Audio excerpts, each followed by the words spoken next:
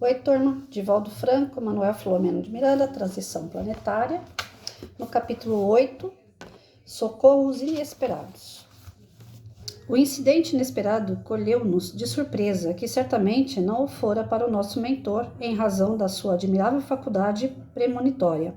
Investido de uma tarefa de tal envergadura, somente a pouco e pouco ia desvelando-se em relação ao nosso grupo.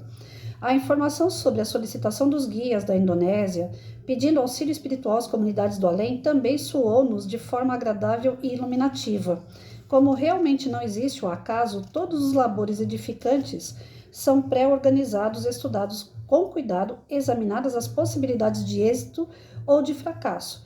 E quando começam, o plano avança com segurança e metas bem definidas. Realmente recordava-me de quando soaram as cornetas em nossa colônia naquela manhã do dia 26 de dezembro e todos nos recolhemos à oração, porque de imediato nosso serviço de comunicações informou-nos sobre a grande tragédia, facultando-nos acompanhar os infaustos acontecimentos. Ignorava, porém, os cuidados estabelecidos pelos mentores e a solicitação de ajuda solidária no mundo espiritual.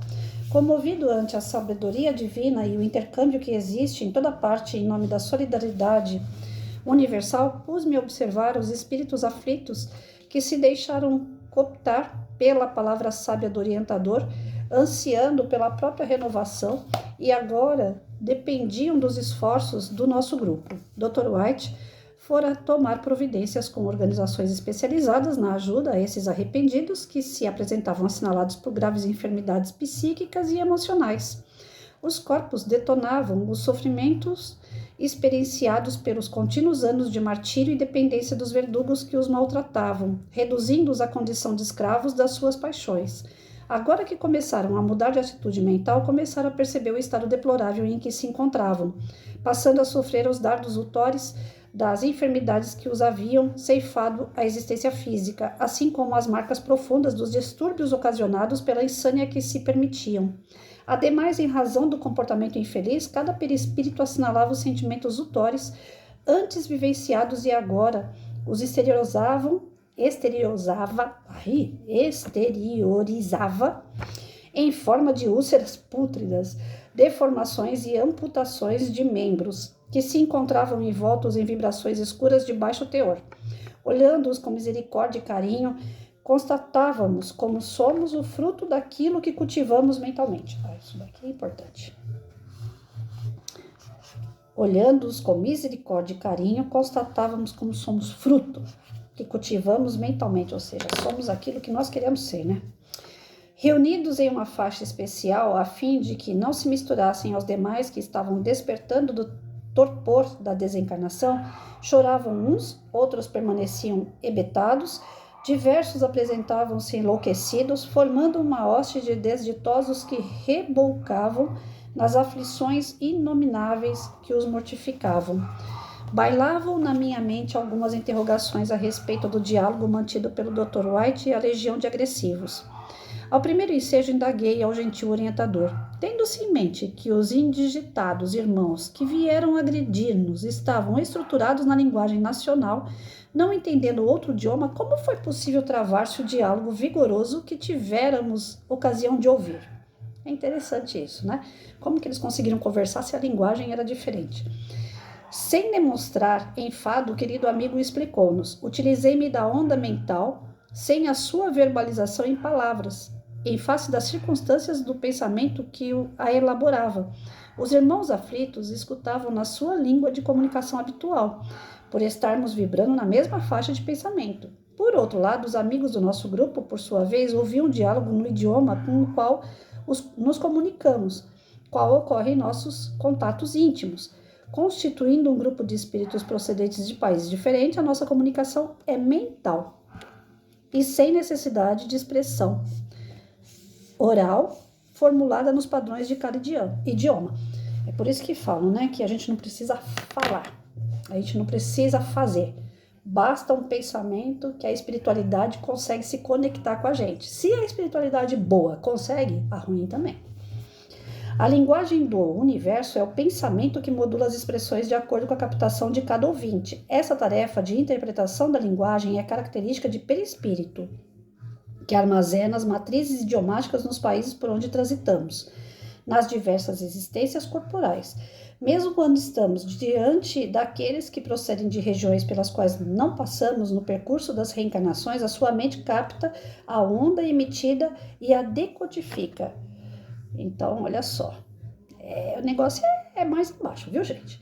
Mesmo quando estamos diante daqueles que procedem de regiões quais nunca nós passamos pelas reencarnações, a mente capta a onda emitida e decodifica. Então, é uma onda energética que a gente consegue captar e entender o que o outro está querendo dizer, mesmo que a linguagem não seja a mesma.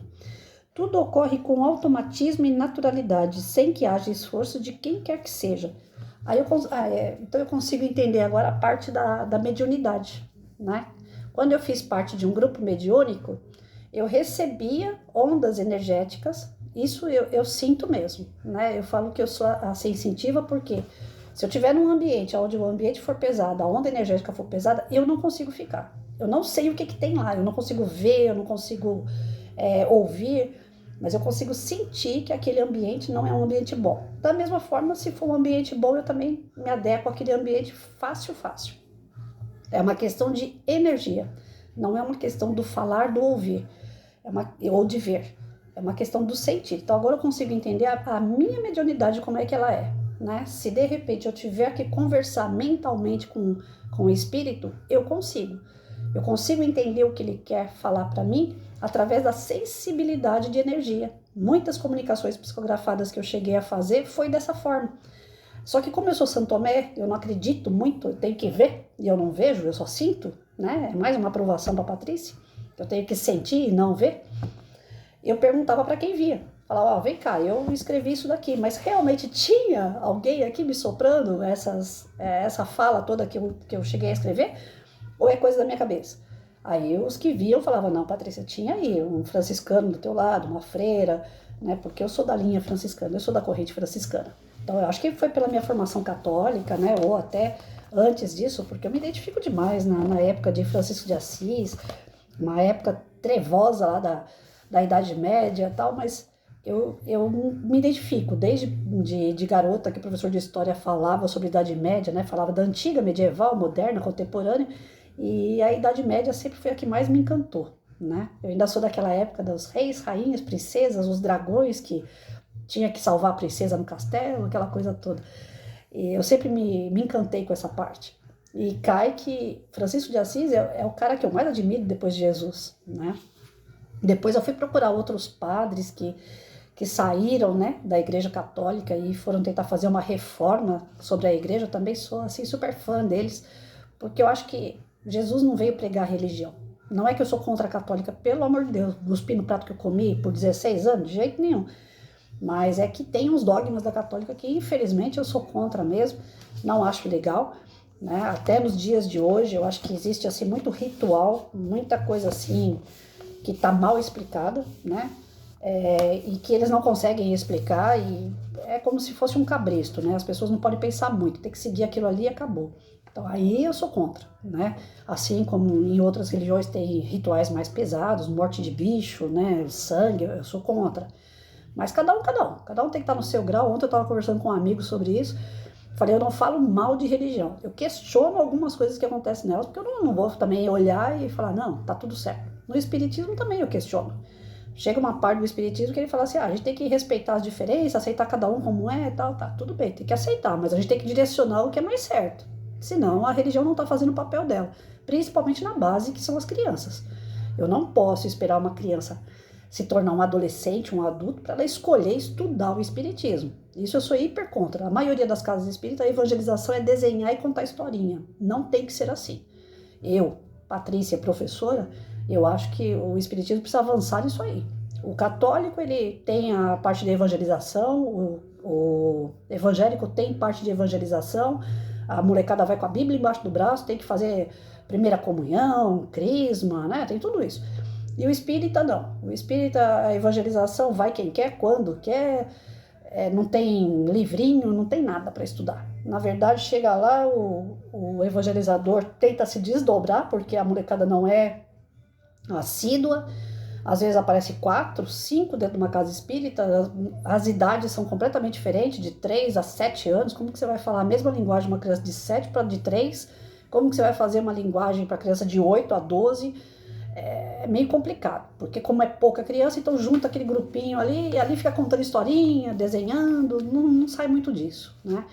Eu, Patrícia, acho que essas coisas têm que ser reformuladas na casa espírita. Então, quer dizer, toda religião tem as suas falhas. E a gente que tá ali, a gente não pode ficar de braço cruzado e falando assim, não, eu me adaptei, eu gosto, eu curto e tá tudo certo. Não, tem coisas que a gente tem que questionar, né?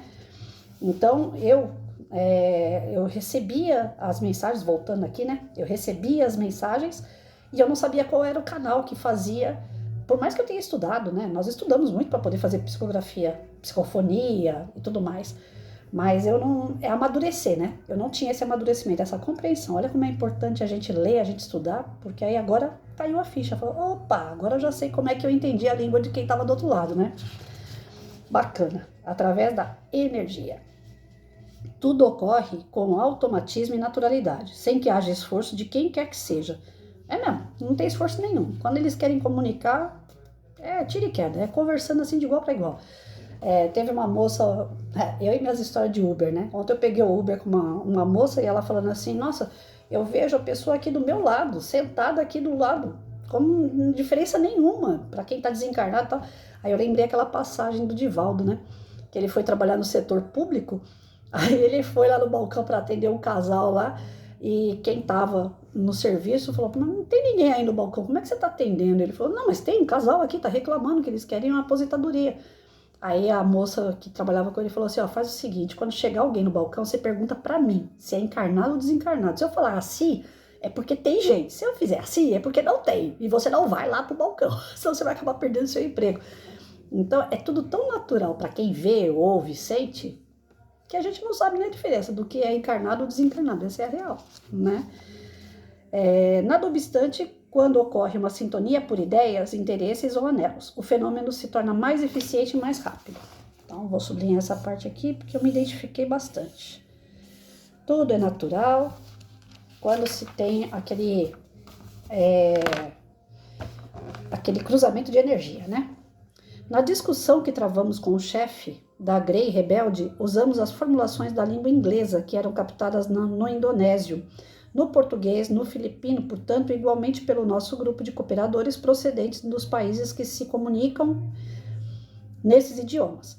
Depois de uma breve pausa, concluiu: imaginemos uma orquestração sinfônica que nos alcança os ouvidos, acompanhada por um coral que se expressa em determinado idioma, e constataremos que registramos a música e as vozes penetrando no seu conteúdo, embora sem compreender as palavras que os cantores enunciam.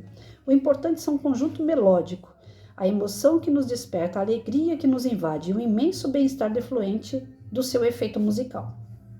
O momento não permitia ampliação do diálogo, porque naquele instante havia parado a regular distância um veículo do qual saltaram alguns lidadores do bem que se aproximaram apresentando-se ao Dr. White. Tratava-se da ajuda solicitada aos responsáveis pelo acolhimento e cuidados em relação aos irmãos arrependidos que se haviam proposto renovação e entendimento. Então, aqui já vai vir um pessoal do socorro para aqueles que eles enfrentaram aqui na história que a gente viu ontem, né? Então, agora sim, vai vir uma equipe especializada para aquele tipo de resgate, que eram dos arrependidos lá que confrontaram com o Dr. White e toda a equipe de socorro. Diversos desses operários da caridade adentravam-se em nosso campo de socorro e passaram a assistir os sofredores, conduzindo-os um a um ao transporte que pairava no ar, a 1 metro, mais ou menos acima do solo. Alguns se movimentavam com dificuldade, embora a assistência recebida logo sendo acomodados no total de 80. Caraca, eu achava que era muito, mas não achava que era tanto.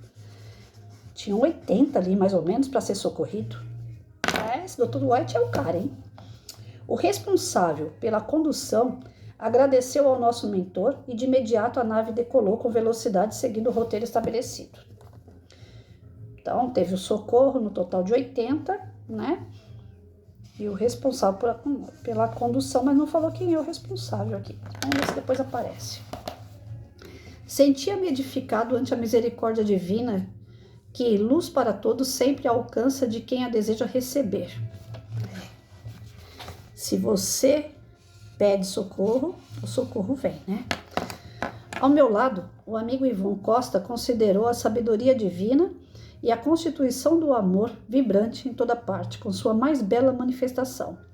Menos de 2 horas antes, aqueles irmãos recolhidos acreditavam-se pertencentes ao submundo infeliz da erraticidade inferior, lutando contra as leis soberanas, embora elas submetidos, enquanto agora rumavam na direção da felicidade que haviam desdenhado por décadas de loucura e ignorância. O socorro veio, né, gente? Então, a gente vê o quê? Que mesmo os casos mais gritantes de maldade, de violência, quando chega a hora, não tem para onde correr, né? Chegou o momento deles ali de poderem se refazer. E a Deus seja louvado. Simultaneamente, os irmãos recém-despertos pela nossa atividade encontravam-se em área próxima, sobre um gramado verdejante, e podiam desfrutar da claridade do dia que lhes chegava tênue, embora a sombra predominante próxima dali.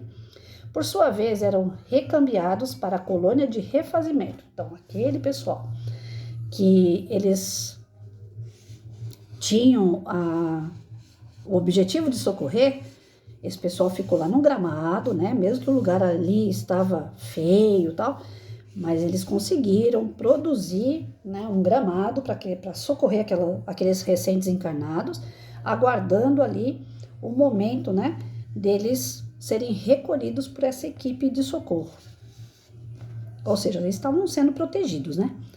Por sua vez, eram recambiados para a colônia de refazimento, graças à abnegação de inúmeros servidores polinésios, alguns procedentes de ilhas remotas que eram tidos como primitivos.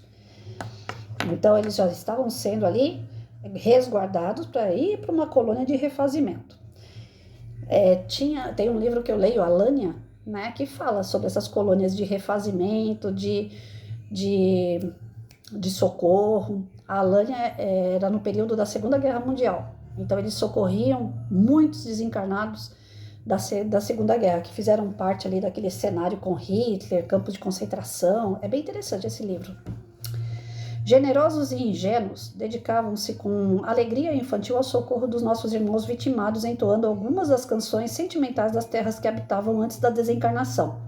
Vestidos com simplicidade e usando barretes coloridos, as suas roupas davam-lhes uma beleza singela e harmoniosa.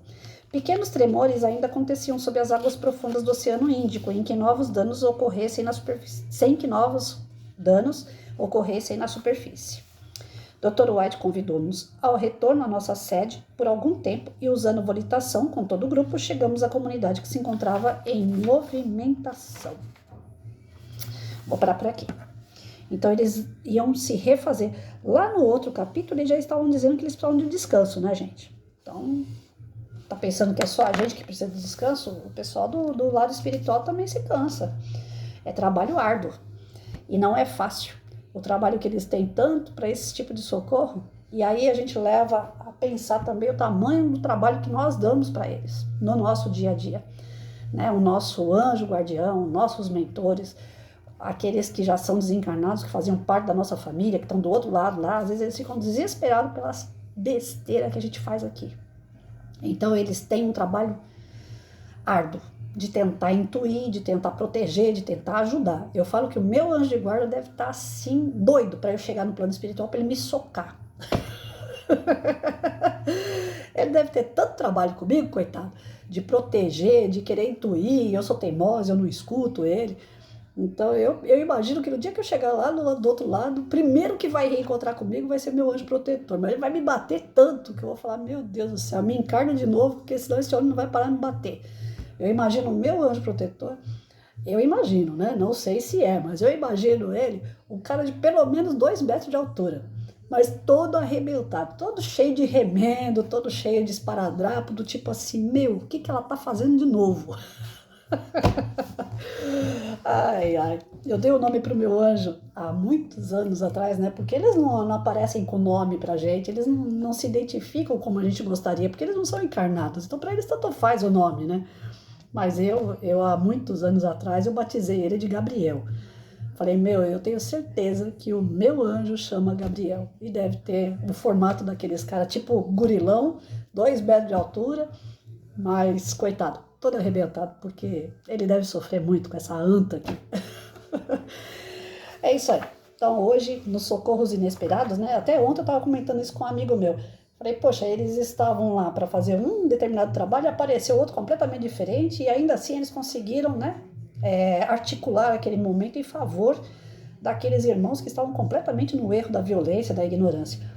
Como que isso consegue acontecer, né? Como que é um fato que ocorre na espiritualidade, existe todo aquele amparo para que eles possam trabalhar em favor do próximo e sem abandonar a missão que era dado ali. Já estava no momento de descanso e aparece mais coisa para fazer. E faz com zelo. Como eu falei, eu não consigo manter uma discussão de igual para igual com uma pessoa. Eu perco a linha. Eu não sou nenhuma santa, não. Se eu quiser convencer alguém, eu vou tentar pelo argumento. Se não der certo, eu acabo me tornando uma pessoa mais, né, firme aí e tal. E outros vão falar ignorante, e talvez seja mesmo. E ali não, eles usaram da diplomacia, da conversa, e agora a gente viu que através da sensibilidade, né, da energia, eles conseguiram se comunicar e ainda convencer o próximo a ir para o caminho do bem. Então a gente só tem a aprender com eles, ter essa amorosidade, ter esse equilíbrio, né, para que a gente também possa convencer as pessoas que estão no erro através dos nossos exemplos, através de uma boa energia e principalmente, né, através da fé de que tudo vai dar certo. Dá. No final tudo dá certo, como dizia meu pai. Só não dá certo se não chegar no final. Fiquem com Deus aí.